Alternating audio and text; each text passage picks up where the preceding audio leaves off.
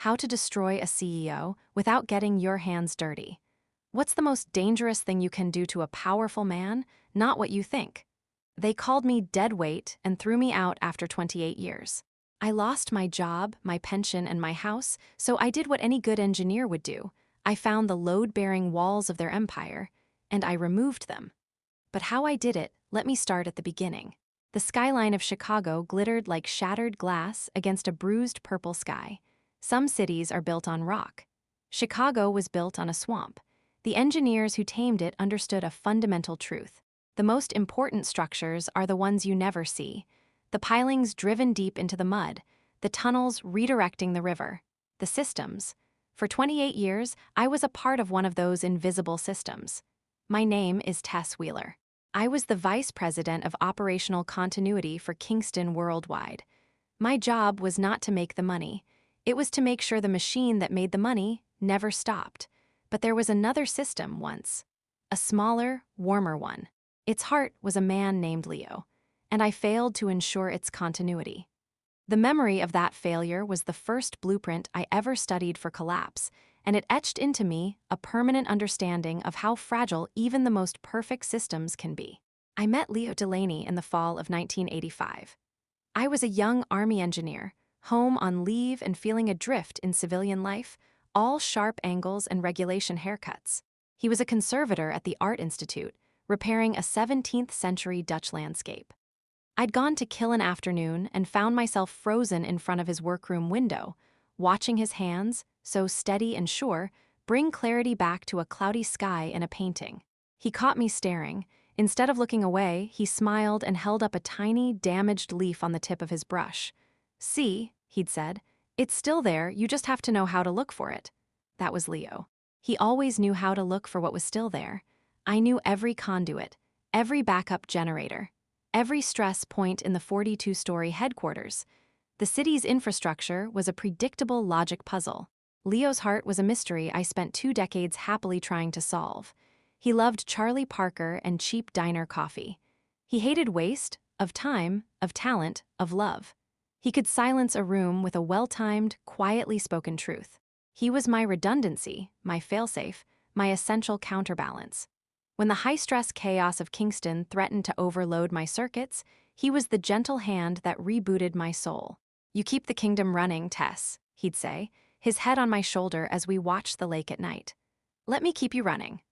I knew where the original, city-unauthorized blueprints for the emergency tunnels were sealed in a lead tube behind a wall panel on sublevel 3. Jonathan Kingston, the founder, the man who hired me, called me his chief engineer of the inevitable. He met Leo only a handful of times, at company holiday parties. He'd shaken his hand once, his shrewd eyes softening. "You've got a grounding wire, Tess," he'd murmured to me later. "Don't ever take that for granted. The most complex systems need a path to dissipate their charge." I didn't understand the full weight of his words until he was gone. He understood that entropy is the only constant. My job was to hold it back, one solved problem at a time. But entropy isn't just mechanical. It's biological. It's a rogue cell multiplying in the dark. The diagnosis, stage 4 pancreatic cancer, was a systems failure with no schematic, no backup generator, no contingency plan. For the first time in my professional life, I faced a problem I couldn't engineer my way around. I became a project manager for his decline. Spreadsheets for medications, timetables for treatments, diagrams of palliative care options. I tried to build a structure around him that would hold back the inevitable. Leo saw right through it. One night, pale and frail in his hospital bed at home, he took my hand, my always steady hand that was trembling. "You can't fix this, my love," he whispered. "You can only be here with me while it happens. That's the system now. Presence, not prevention." His death 5 years ago wasn't a sudden collapse. It was a slow, meticulous decommissioning of a world. And when it was over, I was left as the sole, obsolete operator in a silent control room. Jonathan built an empire on personal loyalty and shrewd, sometimes ruthless, pragmatism. He was a force of nature. His son, Carter, was a force of finance. He saw the world as a spreadsheet. People were line items. Legacy was a depreciating asset. I watched him grow up in the halls of power, a boy with his father's smile, but none of his gravity, learning to give orders before he learned to say thank you. I remember him at 12, visiting his father's office. Jonathan had him spend a day with me, a lesson in how things work. I showed him the nerve center of the building. Carter was bored, tapping his foot, until I explained the cost of a 1-hour server outage. His eyes lit up then, not with wonder, but with calculation. So, if we cut the backup power budget here by 15%, the statistical risk of a loss is only. He was already trading resilience for margin. I told Jonathan later the boy had a sharp mind. I should have said he had a sharp mind and a dull heart. Jonathan had just sighed, a sound like a door closing. He sees the numbers on the blueprint, Tess, not the people who will live in the house. When Jonathan's heart finally gave out at 82, the climate in the building changed overnight. The old warmth was siphoned away, replaced by a sterile, pressurized chill. Carter's ascension was immediate. The funeral was on a Tuesday. It was a gray, spiteful drizzle of a day. The old guard was there, the Marta Rodriguezes, the Ben Sokolovs. We stood under a canopy of black umbrellas, a row of obsolete models soon to be phased out. Eleanor Kingston was a pillar of dignified grief. Carter stood beside her, his jaw set, not in sorrow, but in impatience. He was already looking over the heads of the mourners, toward the horizon of his unchallenged reign. I saw Marta dab her eyes. I felt Leo's absence like a phantom limb, a ghost pain where my comfort should have been. He would have known what to say. All I had was a cold understanding of the new operational parameters. The first round of strategic realignments was announced that Friday. He called me into his new office, a sterile white box. He spoke to the window, not to me. Sentiment is a shackle wheeler. We're cutting it loose. Your department, it's a cost center. A relic, we're outsourcing it. I told him his father believed some things should never be outsourced. Trust, security. He turned then with a thin, mirthless smile. My father was a brilliant sentimentalist. The world has moved on. Security will see you out. The words were a guillotine, but the feeling was bizarrely familiar. It was the same hollow, vertiginous shock I'd felt in the oncologist's office. Another terminal diagnosis. Another system I had poured myself into, declared unsalvageable by an unfeeling authority. As I walked back to my office, the familiar halls seemed to distort. The hum of the HVAC, which I'd tuned to a specific, non-intrusive frequency, now sounded like a death rattle. The 2 security guards who met me at my door were people I'd hired. Joe, whose son I'd written a college recommendation for. Marcus, who I'd fought to get full benefits for after a line-of-duty injury. They couldn't meet my eyes. "I'm sorry, Tess," Joe muttered, his voice thick. "Orders," I nodded. I understood systems. They were just components following a new, corrupted command. It didn't make the betrayal ache less. 28 years, ended in 18 minutes. The severance was a masterpiece of corporate cruelty, legally sufficient, morally bankrupt. But that was only the first cut. I went home to the condo in Lincoln Park, our condo. It was already too quiet, but now the silence had a new texture. It was the silence of obsolescence. Leo's presence was in the grain of the hardwood floors he'd picked out, in the subtle north light he'd demanded for his reading corner, now falling on an empty chair. My presence had been defined by Kingston. With both gone, I was a person without a function. I sat at our kitchen table, the polished oak cool under my palms, and placed the cardboard box from my office on it. The contents were pathetic. A few pens, a stress ball from a vendor, the photo of Leo from my desk, now face down. I turned it over. It was from a trip to Maine. He was laughing, wind in his hair, squinting against the sun. He looked alive. A pain, sharp and fresh, lanced through me. It wasn't just grief. It was fury. Carter hadn't just fired me. He had disrespected the sanctuary I'd built from the ashes of my first great loss. He had placed the photo of my dead husband in a box like trash. In that moment, the cold lake of despair I'd been sinking in it flash froze, and I found I could stand on the ice. The medical debt from Leo's final illness, the property taxes, then the letter, my pension, frozen on a pretext of budgetary discrepancies. The envelope was thick with legalese, a labyrinth of whereas and hereinafter designed to confuse and intimidate. I spread the pages on the table next to Leo's photo. My analytical mind, which had been drowning, kicked in. It was a flimsy pretext, a transparently aggressive move. Carter wasn't just cutting costs. He was sending a message. He would erase me, scrub my contributions from the ledger, reclaim every penny. It was vengeance, not efficiency. And in seeing his petty malice so clearly, I saw his weakness. He was emotional, reactive. He thought he was playing financial hardball, but he was revealing his tells. I took a red pen, one from the Kingston box, and began to circle the inconsistencies, the logical fallacies in their argument. It was the first step of a new project. The ice beneath my feet felt solid, purposeful. The cold, dark lake of despair is a real place. I was drowning in it, and then, in the depths, I remembered, not just the blueprints for the building, but for the man, Jonathan's final, whispered insurance policy. One night in his study, he'd told me, "The boy, Carter, he's got a hole where his conscience should be, Tess. If that day comes, if he ever comes for the people who built this, you have my permission to protect it, by any means necessary." The memory was vivid. It was after his first major heart scare. The brandy in his glass caught the firelight. He wasn't looking at me, he was staring into the past or a feared future. "I've made provisions in my will, of course," he'd said, "but wills are for lawyers and courts. They're slow, clumsy. I need a dead man's switch, but one with a conscience." He'd finally turned his hawk-like gaze on me. "You're not a yes person, Tess. You never have been. You're a why person, and a how person. If Carter threatens the soul of this place, the people, the reputation your Leo was so proud you helped build, I am giving you the authority to be the how." The vault downtown. "You know the one? It contains the why." He'd handed me the brass key then. It was warm from his hand. "This isn't an order. It's a request from one guardian to another. Do not let my son turn my legacy into a hollow, greedy shell." I'd taken the key, the weight of it far exceeding its physical mass. "I understand, Jonathan." He'd smiled, a tired, sad thing. "I know you do, that's why it has to be you." It wasn't revenge I planned, it was engineering, it was a memorial project. For Leo, who believed in dignity. For Jonathan, who believed in legacy. For the Marthas and Bens and Joes, who believed in honest work. My personal ruin was just the exposed wiring. Now I had to trace it back to the source of the short circuit and install a fuse that would break the connection for good. The grief was no longer a weight pulling me down. It was a fuel, a cold, clean-burning fuel.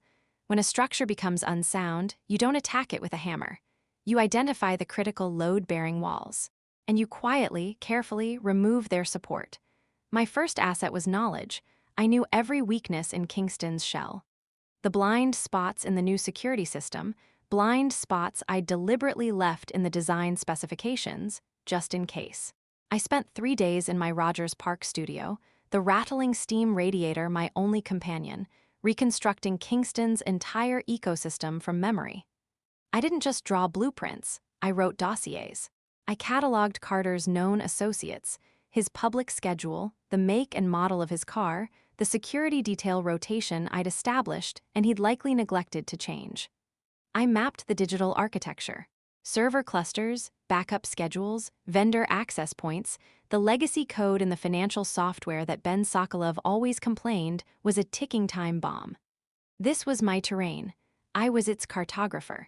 And I was planning a controlled demolition. My second asset was people. The redundancies Carter had discarded, but they weren't components to be used. They were co-authors of this story, each with a chapter of grievance written by Carter's hand. I reached out not with a plan, but with a question. I called Marta Rodriguez first. She answered on the second ring, her voice cautious. "Tess, is everything all right?" "No, Marta," I said, looking out at the bleak alley behind my building. "It's not, but I'd like to talk about making it right. Not for me, for the books." There was a long silence. I could almost hear the click of her abacus-sharp mind. "The books," she repeated slowly. "They're a tragedy, Tess. A Shakespearean tragedy written in double-entry ledger. My nephew has a restaurant. The back room is quiet. Tomorrow, 2 p.m.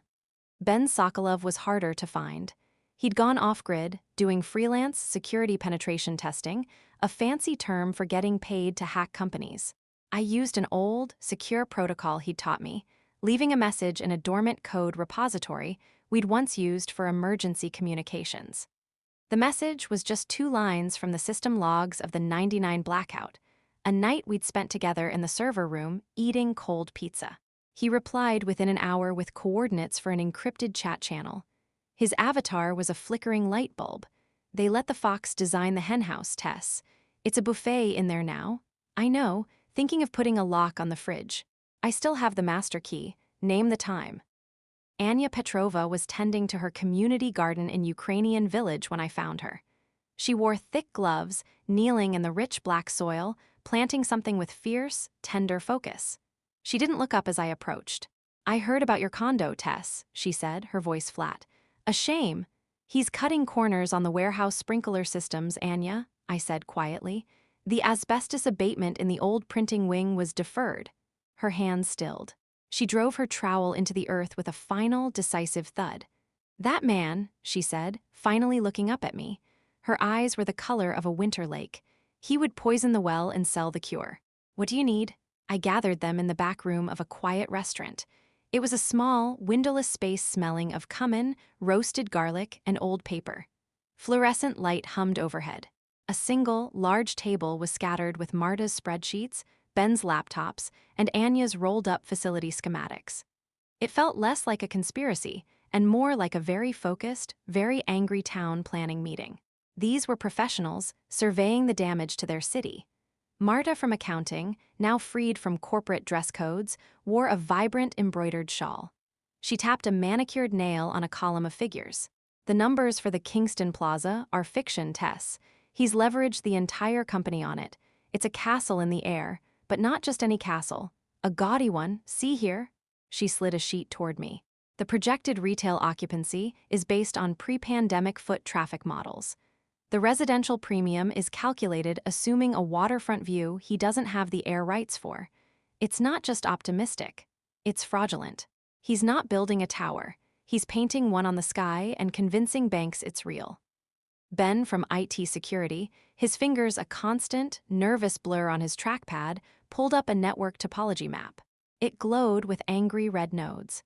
And he's given the keys to the server room to a third-rate outsourcing firm in another time zone. He's begging to be hacked. But worse, Tess, he's selling access. He's monetizing our data streams. Customer behavior patterns, logistics algorithms, proprietary sourcing databases. They're being packaged and sold as aggregated business intelligence to third parties. Jonathan would have called it treason. I call it stupid. The backdoors he's opened, it's not a matter of if we get breached, but when the whole thing gets ransomwared or bled dry. Anya from facilities, her hands still faintly smelling of soil, unrolled a blueprint of the South Side warehouse. She pointed to a highlighted section. He's ignoring safety protocols at the warehouse. It's not a matter of if someone gets hurt. It's when these support beams, she said, her voice low and furious, were flagged for reinforcement 2 years ago. The report is buried. He's running heavy machinery on a floor rated for half the weight. He fired my entire inspection team and replaced them with a remote monitoring service that consists of one guy watching 20 camera feeds from an office in Nebraska. I have friends there, Tess. Good people. They're walking into a death trap every day, and their only crime was trusting that the company gave a damn. I listened. I let their anger and expertise fill the room, a potent chemical mixture. This wasn't my grief or my vengeance anymore. It was a collective assessment of systemic failure. Marta saw the corrupted core. Ben saw the metastasizing infection. Anya saw the crumbling shell. My job was to synthesize, to architect a response. The strategy formed with cold clarity. First, undermine the merger. Second, shatter the image. The financial house would collapse under its own weight. But it had to look like his own arrogance, his own cut corners, his own hidden vices coming home to roost. We had to be ghosts. We need to be untraceable, I said, breaking the tense silence. We are not hackers. We are not whistleblowers. We are entropy accelerants. We identify the points of maximum stress in his system, and we apply the precise amount of pressure to induce cascade failure. Ben leaned forward, a glint in his eye. So we don't create the flaws, we just expose them, amplify them. Exactly, I said. Marta, we need a vector to introduce doubt about his financials to the Oberlin team. Something plausible, deniable, but sticky. A shadow in the books, Marta nodded, a whisper of a second set. Ben, I continued, we need the digital environment to feel unstable, unreliable. As if the foundation of his shiny new tech stack is cracking. Can you make inefficiency look like incompetence? Ben's smile was wolfish. I can make it sing show tunes if you want. Glitches in the matrix. Nothing catastrophic. Just haunting. Anya, I said, turning to her. The human element, the social fabric. We need to find the threads in his personal life that, if pulled, will make the whole sweater unravel. And we need to ensure the physical world reflects his chaos. Anya's Winterlake eyes were steady. I know the caterer for the Art Institute Gala, and the foreman at the Plaza site owes me a favor that has nothing to do with Carter Kingston. We began with whispers. A carefully worded news article asking troubling questions about safety. Derek Shaw, the journalist, met me on a bench by the river. The wind off the water was bitter. I gave him no documents, only directions. Talk to the subcontractors for the Plaza site, the ones who were dismissed for not meeting pace. Ask them about the concrete aggregate specs. Then cross-reference the delivery manifests with the warehouse inspection logs Anya will leave in a public Dropbox. Derek, a man who'd been burned by Kingston before, listened, his eyes sharp. This isn't a tip, Tess. This is a map. It's a map to the truth, I said. The story is already there, you just have to know how to look for it. I used Leo's words without thinking. They felt right. The stock twitched, a tiny fracture. An anonymous gift to his wife, revealing his affair. This was Anya's craftsmanship. The perfume was easy. Samantha Kingston's preferences were recorded in a dozen society columns. The hotel receipt required more finesse. Ben traced Carter's corporate card transactions, flagging a recurring, obscured charge from a Miami boutique hotel that specialized in discretion. Marta, through her old contacts in accounts payable, found the buried invoice, coded as a client entertainment facility.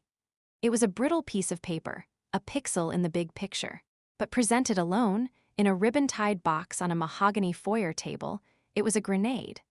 Anya handled the delivery through a friend's niece who worked for a luxury concierge service, creating a chain of plausible deniability 5 links long. A chill entered his public life. Then, the digital phantom. Carter was lazy. He still used his father's old administrative password, J. Kingston 1940. Ben recited it with a mixture of disgust and glee. It's not just lazy, Tess. It's sacrilegious. He's using his father's name as a password to dismantle his father's life's work. Ben built the hidden directory, folder KX-11, not as a crude trap, but as a masterpiece of digital forgery. He used Carter's own document templates, mimicked his erratic typing cadence from old memos, and even replicated the subtle formatting errors Carter always made. The financial models inside were works of dark art. They used correct formulas, but fed them absurdly optimistic inputs. The kind of man desperate to prove himself would desperately want to believe. The arrogance is in the numbers, Ben explained, showing me on his screen. He'll look at this, and even if he doesn't remember making it, he'll think, yeah, that's the kind of bold thinking I'm capable of. His ego will authenticate it for him. We planted a hidden folder, accessible only by that password, filled with beautifully flawed, wildly optimistic financial projections for his plaza, stamped with his own digital ID.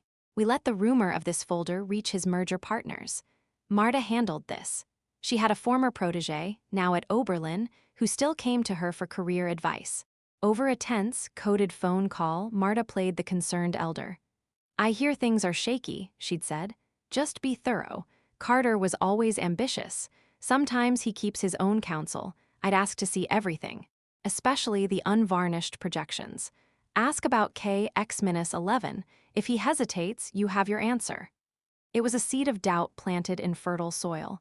When they demanded to see it, he arrogantly agreed, not knowing it existed. The fantasy numbers inside shattered their trust. Pressure makes brittle things break. Feeling the merger slip, Carter made a fateful decision. He rushed his grand project, bullying ahead without proper permits. We watched it happen in real time.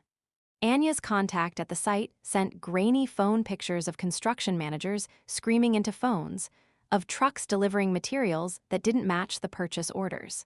Carter's panic was becoming operational reality. This was the moment, the overpressure. I paid a visit to a city official who owed the Kingston name a favor. Richard Moss's office was in City Hall, a maze of yellowing linoleum and bureaucratic gloom. He'd gotten fat and nervous since I'd last seen him. I didn't mention his son. I didn't have to. The ghost of that old favor hung in the air between us. I laid Anya's photos and the mismatched manifests on his desk.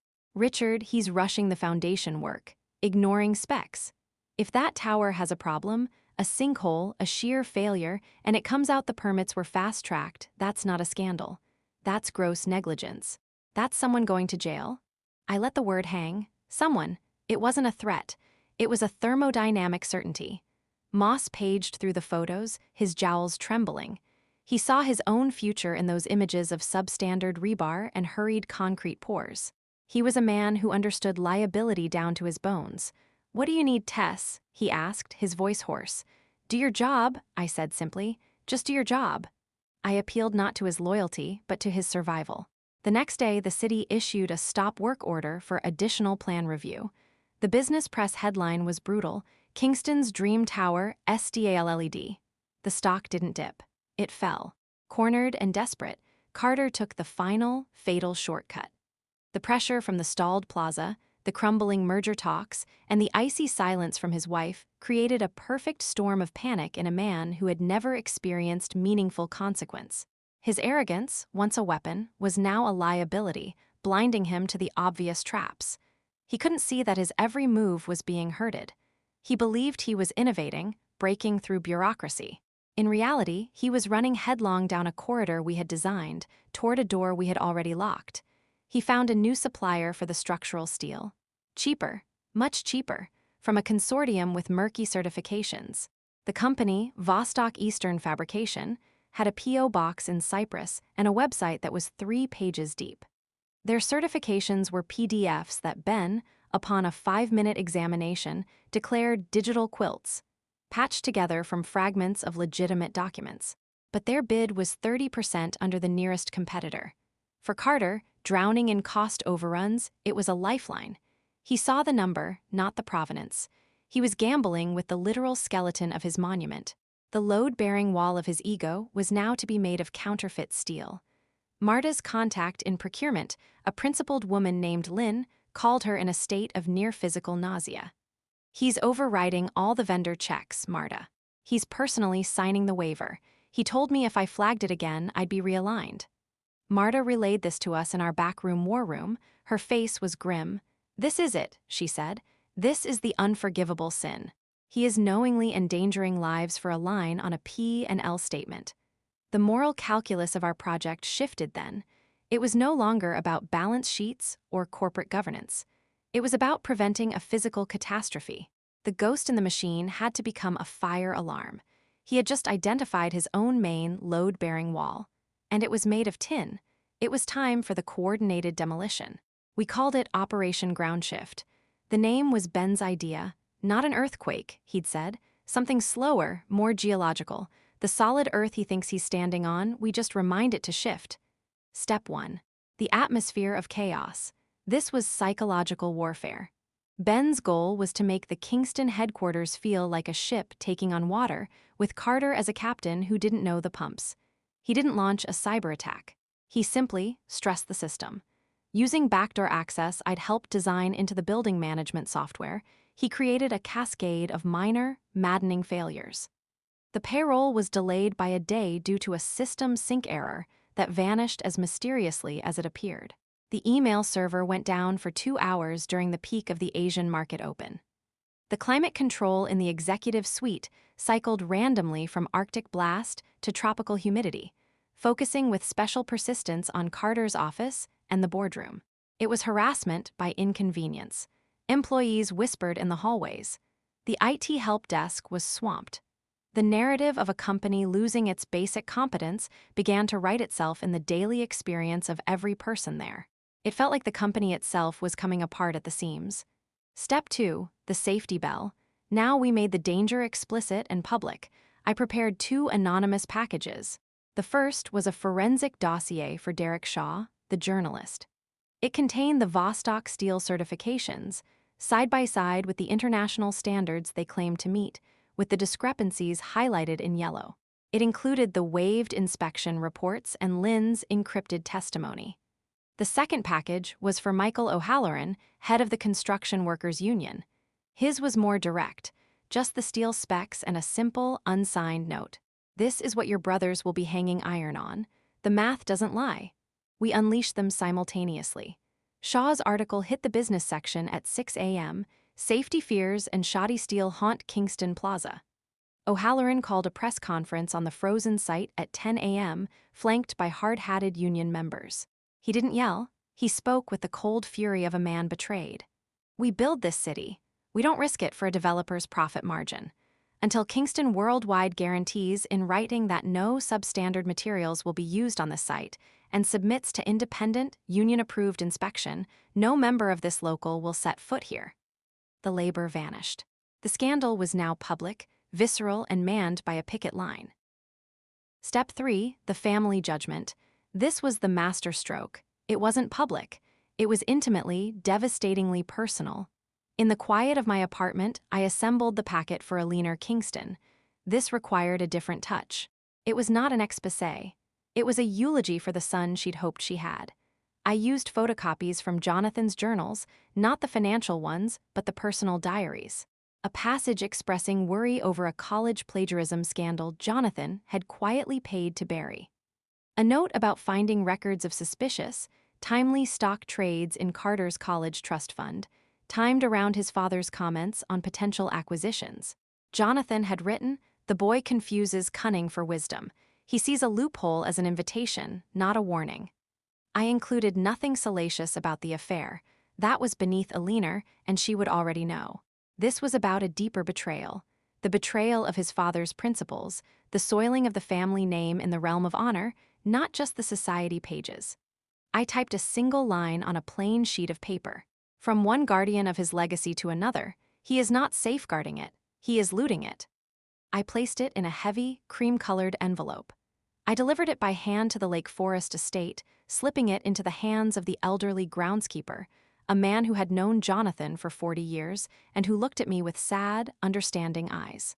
"For Mrs. Kingston's eyes only," I said. He nodded once. "I'll see to it, Miss Wheeler." The next morning, the world fell in. It began before the markets opened. A terse, 3-sentence press release from Oberlin Corp. After thorough due diligence, Oberlin Corp. has mutually agreed with Kingston Worldwide to terminate merger discussions. We wish them well in their future endeavors. The word mutually was a masterpiece of corporate cruelty. The Kingston stock ticker, KWW, opened down 15%, then 25%. The selling was frantic, algorithmic, a digital stampede. Ben, watching from his dark room, murmured, "The herd smells blood in the water." By 10:15 a.m., the circuit breakers triggered. Trading was halted. Inside the sterile White Office, Carter was a caged animal. He screamed at his lawyers on speakerphone, who advised immediate damage control. He threw a crystal paperweight at the wall, where it exploded against the minimalist sculpture. His assistant, Chloe, who Marta had quietly turned by guaranteeing her a glowing reference and a severance package from a trusted friend's firm, listened outside the door. She heard his private line ring. A hush fell. Then, Eleanor Kingston's voice filtered through the door and Chloe's discreetly placed voice-activated recorder. It was not the voice of a grieving mother. It was the voice of a general delivering terms of surrender. "You have disgraced your father's name. You have lied to your board, endangered the public, and made a mockery of everything he built. The board is convening in an emergency session. I have spoken to them. You will tender your resignation by noon, or I will send what I have to the SEC and the state's attorney myself. You will not take this family, or this company, down with you. Do you understand?" A long, choked silence. "Mother, you don't, they're twisting everything. I can explain." "Noon, Carter, not a minute later, or I will bury you with the truth." The line went dead. Chloe reported that the silence that followed was the most profound sound she had ever heard, the sound of a world dissolving. At 11:45 a.m., a one-sentence resignation letter, signed with a shaky electronic signature, was transmitted to the board. The king was dead, but the collapse wasn't finished. With Carter gone, the board, panicked and facing shareholder lawsuits, launched a frantic, self-preserving investigation. They were not looking for truth, They were looking for scapegoats and survivable narratives. In their zeal, they discovered Ben's dummy financial folder and, with no one to explain its origins, accepted it as damning evidence of Carter's fraud. They found the Vostok steel contracts and were rightly horrified. They subpoenaed the waived safety reports. Each discovery was a new nail in the corporate coffin, but they drove them in with a fervor, hoping to prove to regulators that they, too, had been duped. Lawsuits multiplied like cracks in glass. The SEC launched a formal investigation. The city filed fraud charges over the permits. To survive, the company had to sell everything, divisions, properties, patents, at fire sale prices. The Kingston name became synonymous with hubris and failure. Carter's personal fortune, a towering structure built on leveraged company stock and debt, evaporated in the wind. It wasn't a decline, it was a deletion. Samantha's divorce filing landed before the week was out, a clinical document that sought to legally sever every remaining tie. The Lake Forest mansion, a symbol of inherited power, was sold to a tech billionaire who tore it down to build something more organic. And finally, the justice system, slow but inexorable, came calling. The federal indictment listed 7 counts: securities fraud, wire fraud, making false statements to regulators. The charges were dry, technical, and carried a cumulative weight that could crush a life. I attended his sentencing hearing. The courtroom was a theater of muted drama. The air smelled of old wood and dread. Carter was led in, shackled at the wrists and ankles. The expensive suit his lawyer had provided hung on him. He'd lost weight. The polished, smug veneer was gone, sandblasted away by fear and defeat, revealing the petulant, frightened core that had always been there. He looked smaller. He scanned the room with the hollow eyes of a man already in his own private prison. Then his gaze found me in the back row. His eyes held a sequence of revelations. First, confusion, why is she here? Then, a flicker of bitter recognition. Finally, the dawning, horrific, absolute understanding. It wasn't bad luck. It wasn't the market. It wasn't even his mother. The source of the ruin was the quiet woman in the worn coat, the ghost from his father's era, the dead weight he'd dismissed. The architect of his desolation had come to inspect the finished work. He mouthed a single, silent word, not with anger, but with the stunned horror of a man finally reading the blueprint of his own destruction. I gave the smallest, almost imperceptible nod. Not a smile, not a smirk, an acknowledgement, a closing of the ledger. It was the only communication we had ever shared. True power lies not in visible authority, but in understanding the hidden systems, human, structural, and moral, that make authority possible.